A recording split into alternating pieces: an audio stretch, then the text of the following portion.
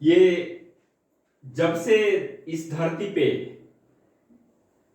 इंसान आया तभी से इंसान का दिमाग में ये बात चलते रहता है कि ये आखिर ये धरती, ये आकाश, ये सूरज, ये सितारे किस तरह से बने होंगे, ये यूनिवर्स किस तरह से बना होगा। तो ये यूनिवर्स किस तरह से बना होगा, इसको एक्सप्लेन करने के लिए, इसको समझने के लिए बहुत सारे थ्योरी आए हैं, जिनमें से अब तक का सबसे माना जाने वाला थ्योरी है बिग बैंग थ्योरी। और इस थ्योरी के बारे में बताया जाता है कि इस थ्योरी के बारे में सबसे पहले अल्बर्ट आइंस्टीन, जो उस समय के माने जाने वाले वैज्ञानिक थे, उनके सामने रखा गया था।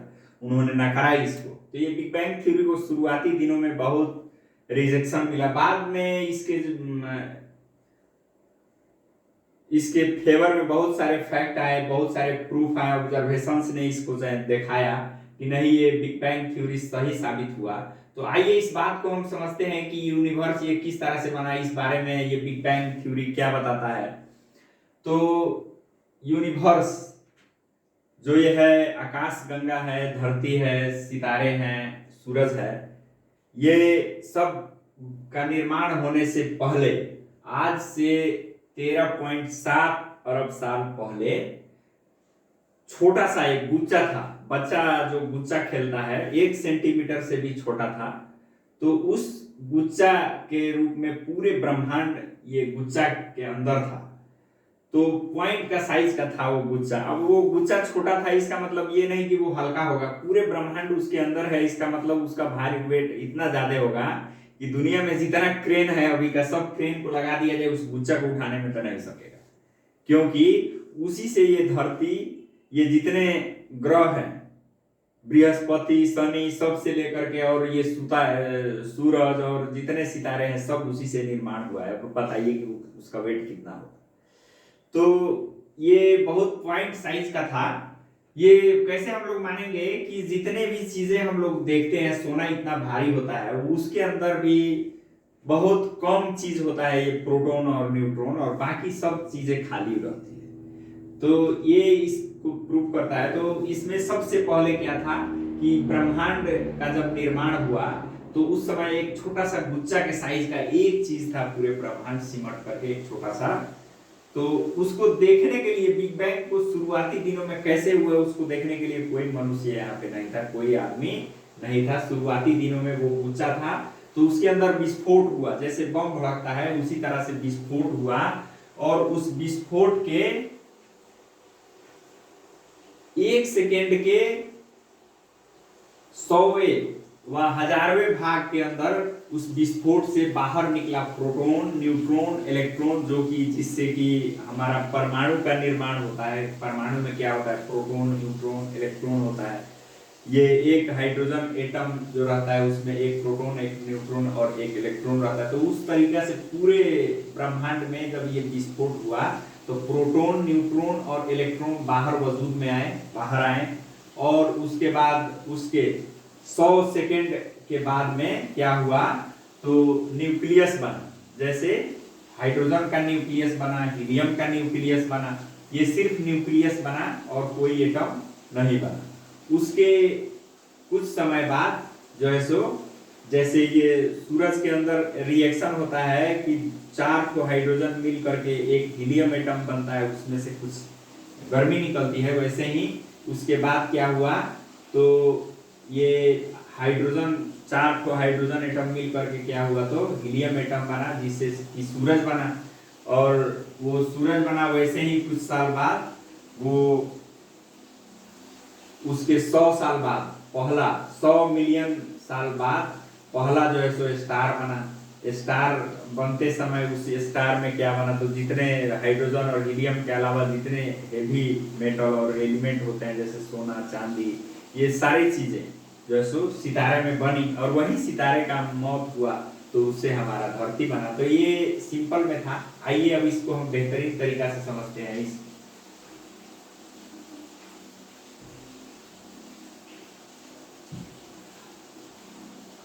तो इसमें हम देख सकते हैं कि शुरू में जो विस्फोट हुआ गुच्चा का, तो वो गुच्चा आपको 1 सेंटीमीटर से भी छोटा था, तो उससे विस्फोट हुआ और उससे पूरे ब्रह्मांड में फैलने लगा। उससे क्या निकला, यहाँ पे हम देख सकते हैं इलेक्ट्रॉन, प्रोटॉन, न्यूट्रॉन ये सब बाहर आए, और बाहर आने के बाद उसमें से क्या हुआ कि जैसे उसका ये विस्फोट के कारण तापक्रम, उसका जो टेम्परेचर था वो लाखों करोड़ों डिग्री सेंटीग्रेड हो गया। अभी के जो सूरज का तापक्रम है उससे भी लाखों करोड़ों गुना ज्यादा था। तो उसके बाद थोड़ी जो है सो ठंडी होता गया, थोड़ा ठंडा हुआ, तो उससे फिर क्या हुआ कि जैसे ये गैस का गोला बन गया, और उस गैस के गोला से जैसे ये हम देख सकते हैं कि एक प्रोटॉन, ये प्रोटॉन से और एक इलेक्ट्रॉन से क्या बना, हाइड्रोजन एटम बना, और ऐसा ही 4 ठो हाइड्रोजन एटम कंबाइन हुआ तो जाकर के एक हीलियम एटम बना, जो कि 4 हाइड्रोजन एटम मिलकर के एक हीलियम एटम जब बनता है तो उसके साथ हीलियम एटम तो बनता है, उसके साथ बहुत ज्यादा मात्रा में हीट होता है, जो कि सन में आप देख सकते हैं, सन कंटिन्यूअस जो हमेशा जो सूरज गर्मी देता है वो इसी रिएक्शन के कारण। तो इस रिएक्शन के कारण क्या हुआ, सन का निर्माण हुआ, जैसे सूरज का निर्माण हुआ, और बाद में ऐसे ही क्या हुआ कि जैसे हीलियम का निर्माण हुआ वैसे ही 2 हीलियम मिलकर के एक बेरिलियम एटम बना, और बेरिलियम और हीलियम मिलकर के कार्बन एटम बना। ऐसे ही बहुत सारी एटम बने, जैसे कार्बन और हीलियम मिला एटम तो बना ऑक्सीजन। तो यानी इसके बाद और एलिमेंट जितने बने ऐसे ही मिल करके बनते गए। तो ये जो हम लोग देखें कि 2 हीलियम मिलकर के बेरिलियम बना, एक बेरिलियम एक हीलियम मिलकर कार्बन बना, और कार्बन और हीलियम मिलकर के ऑक्सीजन बना। तो ये रिएक्शन कहाँ पे होता है, स्टार पे होता है, यानी सितारे जो हैं उनके अंदर ये ऐसा रिएक्शन होता है, वही सितारे मर करके जो है सो पृथ्वी और ग्रह वगैरह बनते हैं। यहाँ पे आप देख सकते हैं किस तरह से दिखा रहा है, कैसे 2-3 न्यूक्लियस मिल करके नॉर्मल हीलियम न्यूक्लियस बनाया है यहाँ पे हाइड्रोजन का। तो अब ये एक छोटा सा फैक्ट है, ये समझते हैं, सूरज जो है हम लोग जो धरती के नजदीक का सूरज है, वो सूरज से नजदीक जो सितारा है, स्टार है, उसका दूरी 20 ट्रिलियन माइल है, और लाइट से अगर नापा जाए तो 3 साल लाइट को लगता है सूरज से लेकर के नजदीक के सितारा तक पहुंचने में। अगर ये सितारा जो नजदीक है हम लोगों का, वो सितारा अगर इससे 10 गुना ज्यादा नजदीक रहता तो आप देख सकते हैं कि वो धरती को जो है सो अपने अंदर लेकर के, और धरती पे जितना प्राणी है जिंदा वो सबको मार देता। यहाँ पे हम देख सकते हैं। अब रहा कि बिग बैंग जो थ्योरी हम लोग देखें, यानी जो एक छोटा सा गुच्छा से लेकर के अंतिम में इतना बड़ा ब्रह्मांड जो बना, तो ये बिग बैंग थ्योरी को प्रूव करने के लिए किस आधार पे ये जो बिग बैंग थ्योरी दिया गया है, ये किस आधार पे है, तो इसको 3 चीजें प्रूव करता है। एक तो है कि ये यूनिवर्स जो है पूरे आकाश गंगा, ये एक दूसरे से फैल रहा है, एक दूसरे से दूर जा रहा है, यहाँ पे सितारे, ये एक्सपेंशन ऑफ द यूनिवर्स। और दूसरा ये है कि जैसे पूरे ब्रह्मांड में अगर हाइड्रोजन से और हीलियम से धीरे धीरे पूरे एलिमेंट बना है, तो अभी भी हाइड्रोजन और हीलियम का जो रेशियो है, तो हाइड्रोजन 75% और हीलियम 25% होना चाहिए बिग बैंग थ्योरी के हिसाब से, जो कि बाद में एक्सपेरिमेंटल ऑब्जर्वेशन भी हुआ, जो ऑब्जर्व किया गया तो उससे भी ये पाया गया। और तीसरा ये है कि गर्म चीजें जितना है वो सब हीट क्या करता है, छोड़ता है, यानी गर्मी वो अपने से निकाल करके बाहर फेंकता है। कोई भी गर्म चीज हम रख देंगे तो उससे क्या होगा, गर्मी चारों तरफ फैलेगी, तो वो गर्मी जो छोड़ती है उस गर्मी को हम लोग क्या है कि ऑब्जर्व भी कर सकते हैं, जिसको हम लोग बोलते हैं कॉस्मिक माइक्रोवेव। तो वो कॉस्मिक माइक्रोवेव रेडिएशन जो है सो पूरे यूनिवर्स में अर्थात पूरे संसार में ऑब्जर्व किया गया, कहाँ से कितना कॉस्मिक माइक्रोवेव आ रहा है, तो उससे भी ये बिग बैंग थ्योरी जो है सो सपोर्ट हुआ। आइए ये तीनों को एक एक करके समझते हैं, कौन से वैज्ञानिक निकले जो बिग बैंग थ्योरी निकाले। तो जैसे 1929 में एक एडविन हम्बल नाम के वैज्ञानिक हैं, तो इन्होंने ये टेलीस्कोप से इस बात को ऑब्जर्व किया कि जितने ये हमारे आकाशगंगा में जितने तारे हैं ये सब तारे एक दूसरे से दूर जा रहे हैं, सब तारे एक दूसरे से दूर जा रहे हैं। तो ये बताता है कि अगर सब सितारे एक दूसरे से दूर जा रहे हैं, इसका मतलब ये कहीं ना कहीं नजदीक चीज से, छोटी सी जगह से ये लोग फैले होंगे, तब जाकर के ये दूर जा रहे हैं। और ये दूर जो जा रहे हैं जिस वेलोसिटी से, तो जो सितारा जितना दूर जाता है उतना ही उसका वेलोसिटी क्या होता है, तो बढ़ता है। इन्होंने एक लॉ भी दिया है इस बारे में, आप देख सकते हैं उसको गूगल में या यूट्यूब में, इनका लॉ आप देख सकते हैं।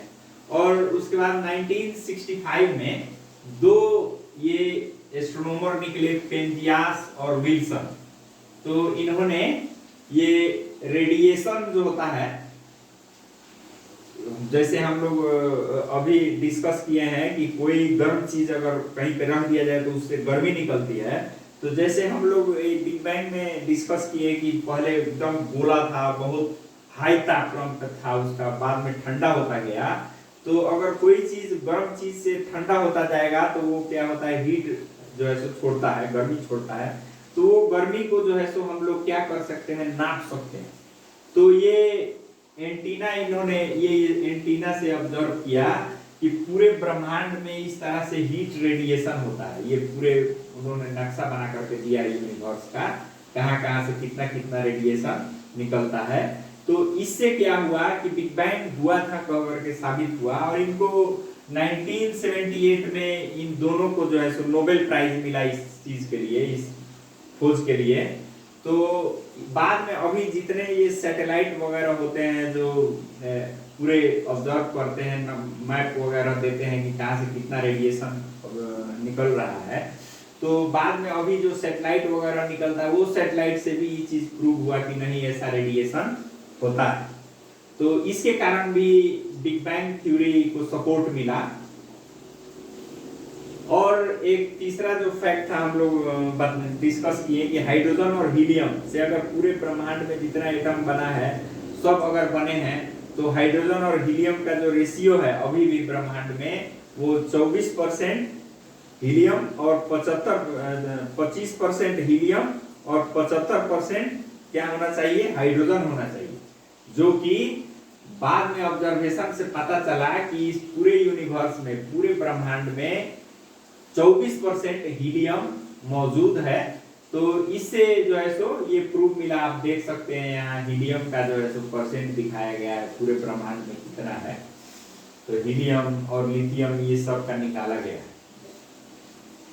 और ये एक है कि जितने एटम हैं, तो एटम के बीच में क्या होगा कि ग्रेविटेशनल फोर्स लगेगा। न्यूटन जिस लॉ को दिया था, तो इस फोर्स के कारण जितने एटम था वो जब कुछ ठंडा हुआ, गर्मी जब ठंडा हुआ, ब्रह्मांड का जो पूरा विस्तार होने के बाद जब ठंडा हुआ, तो इस ग्रेविटी के कारण जितने एटम थे सब एक दूसरे के नजदीक आते गए, गैस बने। और उस गैस के कारण एटम जितने नजदीक आए उससे क्या हुआ, तो सितारा का निर्माण हुआ। और वही सितारे आगे चल करके वो सितारे डेड हुए, यानी मर गए, तो वही सितारा से हम लोगों का जैसे धरती बना। और हेवी एलिमेंट जितने हैं उसी से बना है।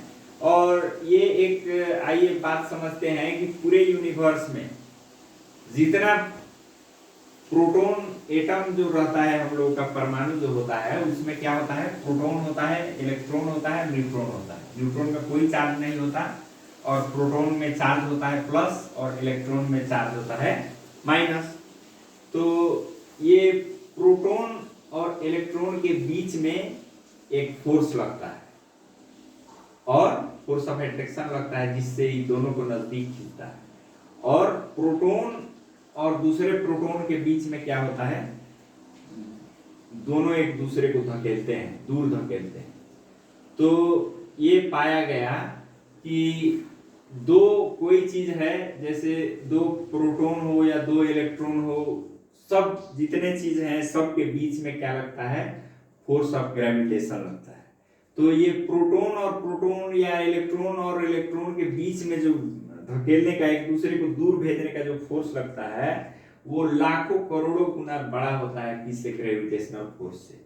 अर्थात अगर मान लीजिए कि प्रोटॉन और इलेक्ट्रॉन का संख्या इस पूरे ब्रह्मांड में कम बेस अगर होता, अगर प्रोटॉन मान लीजिए पूरे ब्रह्मांड में ज्यादा होता इलेक्ट्रॉन से, तो उससे क्या होता कि प्रोटॉन प्रोटॉन के बीच में जो है सो एक दूसरे को दूर धकेलने वाली जो फोर्स है वो इतना तेज लगती कि जितने ब्रह्मांड में चीजें हैं सब के सब क्या होते, दूर भाग जाते हैं। और वैसे सूरज का भी निर्माण नहीं होता और तारे का भी निर्माण नहीं होता, न धरती बनती न कुछ बनता, हम लोग भी इस धरती पे नहीं आते वजूद में।